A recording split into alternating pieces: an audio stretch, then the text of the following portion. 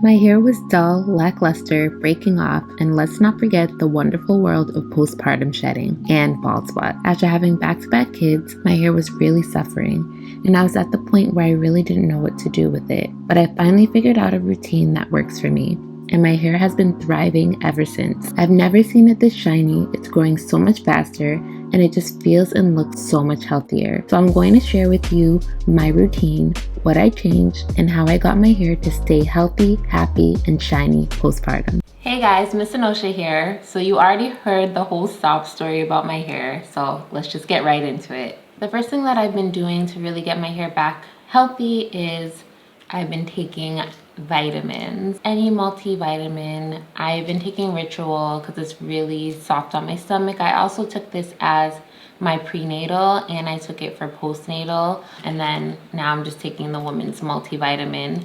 I feel like after pregnancy, that's just my personal experience, that I'm just vitamin deficient. I don't know, I think it takes a long time for your body to bounce back, and taking a vitamin I feel like has really helped me. I notice I feel better. I've also noticed it in my hair. The next thing I've been doing is getting regular trims. We always talk about this, and I feel like as Black women especially, we have a fear of getting trims at the salon because they end up cutting, not trimming. So we get scared of trims, but trims actually really do help your hair grow. If your hairdresser is actually giving you a little trim, make sure you find a good one that just gives you a little snip, just a little dusting, not like a full cut, and doing it consistently, like every 6 to 8 weeks. I noticed that made a huge difference in my hair, breaking off less, obviously growing faster, growing longer. And I think the routine of it has kept my hair on a routine as well, if that makes sense. But I feel like we have a rhythm here. It's like it grows, we trim it a little bit, and it keeps growing. It's working. The next thing I do is I get regular steam treatments about once a month. You can talk to your hairdresser about this, but I don't know the exact workings of a steam treatment, but I know they put conditioner in your hair and then you sit under a steamer and it steams into your hair, and it steams the conditioner and all the goodness into your hair. I also know that it's really good for your scalp and detoxing your scalp, opening up your pores, opening up the cuticles in your hair. And I really think it just helps your hair just soak in moisture. I know there's a lot of other benefits to steaming. You can look that up. But I know for me, it's really made a difference with how healthy my hair looks and how shiny it is. The next thing I switched up was my shower head. I use the Jolie shower head now. It's a filtered shower head. It filters out your water because, as you know, our water has a lot of chemicals in it, and that's not necessarily good for your hair or your skin. So it's actually really important to filter your shower water, which I didn't really know. I did notice after using Jolie for a while that my hair is shedding a little bit less and overall just feels healthier. Another thing I started doing, which is kind of taboo for us, is I've been washing my hair more often. For our hair, washing it kind of strips it of its moisture, and we need moisture in our hair. So I feel like growing up, we prolong washing our hair, which I realized later is not the greatest because you have buildup on your scalp and you really need a clearer scalp to help your hair grow properly. So I noticed when I'm washing my hair once a week and cleansing my scalp, it's really making a huge difference also in the moisture of my hair. Like, I thought it was going to be the opposite, but I think cleansing it, moisturizing it every week is really helping it. Before, I used to go 2 weeks without washing my hair, sometimes 3 weeks, and I think that was like not helping my hair because I was getting a lot of buildup. Also using a scalp detox before I wash my hair and like really getting in there and detoxing my scalp has been a game changer. I like this one from Rev Air. It's the Detox Pre-Wash Rinse. I like this one a lot. And also the Power Scrub Scalp Detox from Goop. This one is really good. It's like a little scrub for your scalp. You can scrub it in, and you know, I think we're learning more and more that obviously like stimulating your scalp stimulates hair growth, gets the blood flowing to it. So now I'm really trying to be mindful of my scalp care. When I'm washing my hair, I've been using Vegamore shampoo and conditioner. A lot of people have heard of Vegamore already. It's really good for hair growth. The shampoo and conditioner is amazing. When I'm using it in the shower, I'm like, my hair feels so moisturized. I feel like normally when my hair is straight and I'm washing it, it takes a little while for it to start to curl again. But when I use the Vegamore, I feel like it like curls right away. It just feels super moisturized. It feels healthy. It's like hard to explain, but you'll know. Like when you're using it, you're like, oh wait, my hair feels good. So I actually am obsessed with their shampoo and conditioner. I 1000% think it's worth the money. I 1000% think it's been strengthening my hair, and highly, highly recommend. They also have the hair serum. I can't use the hair serum every day because it's very watery. So for my type of hair, obviously when it's straight, which I most often wear it straight, the hair serum's a little bit too watery for my hair, and it's just gonna blow up my edges, and we're not trying to have that. I've heard amazing things about their serum. It just really penetrates into the scalp. I've heard so many stories about women whose hair has grown significantly because of it. So I really wish I could use it all the time. I just use it before I'm gonna wash my hair, the night before and then the morning of.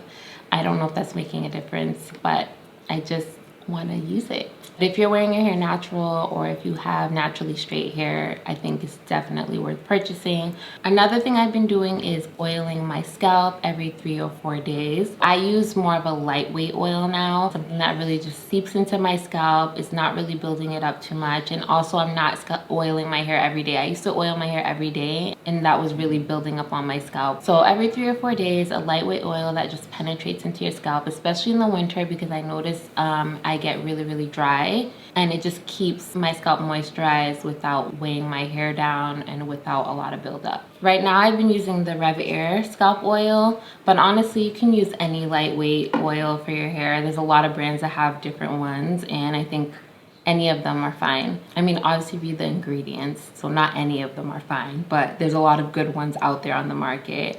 I'll actually link some below for you, and I'll link everything that I am sharing with you today. Another thing I do, I meant to mention before, is I oil my hair the night before I'm gonna wash it. In Indian traditions, they actually do this a lot. I don't know the ins and outs of how they do it, but I know that they oil their hair, and they put the oil all throughout their hair. You know, they have beautiful, luscious hair, so I feel like they definitely understand how to grow hair and how to keep it healthy. So it's something I've been incorporating into my hair routine. I really want to look it up more and kind of learn how their practices and how they do it exactly. But for me, I just use a hair oil, and I put it on my scalp, and I put it all throughout my hair, and I kind of just wrap it up in a little bun, and I do that before wash day. And I noticed that when I wash my hair after, it keeps the moisture in my hair. I feel the products penetrate into my hair a lot better. My hair feels softer, and I think it's been making a world of difference when I wash my hair. I also feel like it's helping it to not strip of its moisture, because there's so much oil penetrated into the hair that when I'm shampooing, it's not gonna strip out the moisture. I like this Hydrotherma hair growth oil. I only have like the travel size because I was trying it out, but I actually really like this. I use this one, or I'll use a Haitian castor oil. You can use Jamaican castor oil, but personally, I'm partial to Haitian castor oil. I'm Haitian, it's what I grew up using, and I think it works really well. But yeah, if you've never tried oiling your hair and your scalp before wash day, you should try it and see what you think. Another thing I do, and this is for the girls that like to straighten their hair, is I use quality tools. I literally switched out all my hair tools to better ones, because I was like, okay, my hair is not straightening the way I wanted to. It's looking dry, it's looking dull. And I was thinking maybe if I change the tools that I'm using, that will help, and it did. I used the Pattern blow dryer. This blow dryer kind of went viral when it came out, but honestly, it's worth the hype. The attachments are amazing. Like, I have this little comb attachment, and it pops. Let's see if I can do it. It pops on so easily, and you know, girls, you know, when you're trying to like blow dry your hair with the comb and it like falls off, like, because it snaps on, it will not fall out. So first of all, it helps me blow dry my hair faster, quicker, so I feel like I'm putting less heat on it because I'm doing it a lot faster. It works really well. It's shiny after I blow dry it.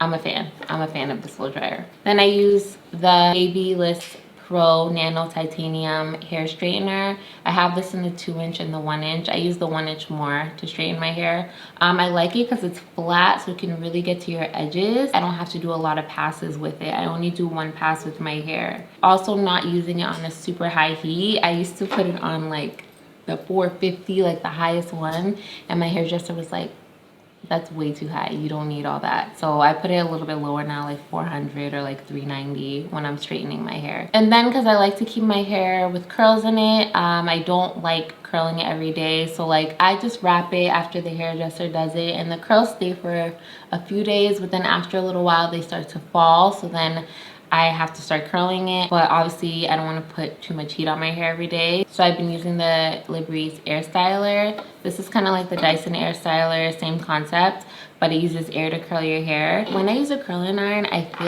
feel the heat on my hair, I feel it drying out.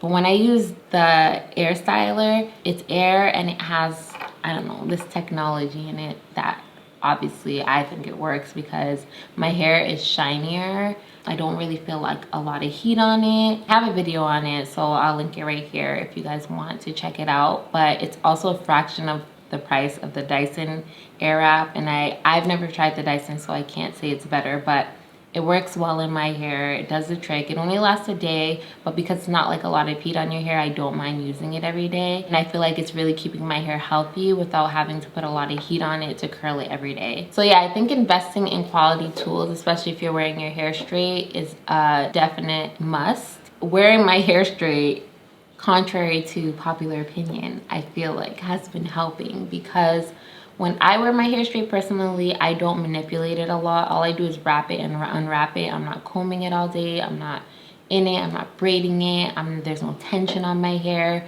So I feel like it just helps it just grow. Granted, my curls are a little bit looser, but after having my 2 girls, my curls are so loose anyway that I'm like, I'm not even gonna stress that part. So if you want your hair to keep its tight curls, then obviously don't straighten it all the time like I do. But it hasn't affected like the health of my hair and the growth of my hair. In fact, I feel like it's been helping it because, like I said, it's low manipulation. And when personally I wear my hair natural, I feel like I'm just in my hair all the time. I'm combing it all the time, trying to figure things out, and forget about braids. Like I have to take a long break from braids because the last time I put them in, there was so much tension on my hair. I like ended up with bald spots, especially postpartum, because my hair is a lot more fragile still and I'm still building its strength. So yeah, right now I'm not a huge fan of braids, guys. Don't at me. It's just they put a lot of tension on your hair, and if your hair is weak or vulnerable, they're just not good for your hair. So that's pretty much it, guys. That's everything I've been using to keep my hair healthy, shiny, and growing.